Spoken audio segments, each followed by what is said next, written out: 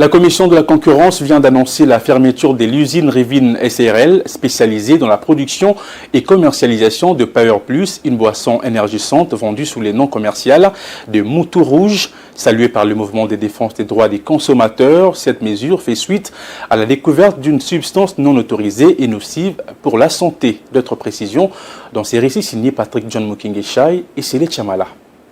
Moutou Rouge.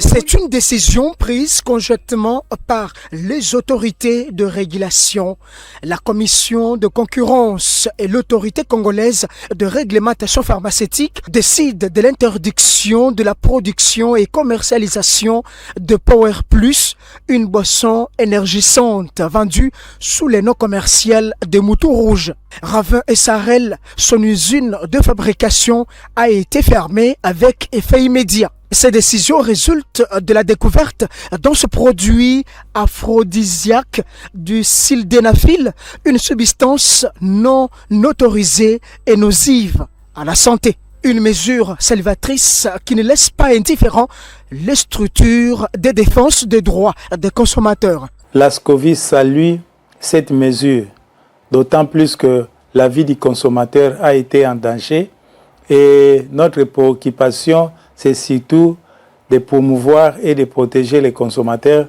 contre des produits de contrefaçon, contre des produits aussi de mauvaise qualité. Derrière ces décisions de la Comeco et la Corep, les graves risques sanitaires sont épargnés, soutient le docteur Eddy Lufundi. Lorsqu'on interdit ces produits, c'est pour sauver la population tout en réduisant le taux de mortalité. Parce que les gens qui prennent abusivement ces produits peuvent être sujets à une mort subite. En dehors des troubles cardiovasculaires tels qu'une personne peut faire un infarctus du myocarde et une personne peut faire un AVC. Parce que dans le mécanisme d'action de ces produits, qu'est-ce qu'il a comme effet? Il entraîne un afflux de sang au niveau du pénis. Mais vous pouvez vous rendre compte qu'une personne qui prend ces produits alors qu'il n'a pas de troubles érectiles, c'est-à-dire que cette personne s'expose parce que même dans la durée le mécanisme d'action de ces produits par rapport à ses propriétés, il peut durer jusqu'à 4 heures. Okay? Dans le corps, c'est-à-dire que jusqu'à 4 heures, avec la stimulation sexuelle, on peut avoir une érection. Par ces décisions, une activité commerciale s'écroule, main de vie sont sauvées. Merci à tous de nous avoir suivis. Aimez et abonnez-vous massivement à notre chaîne YouTube Tribeca Media.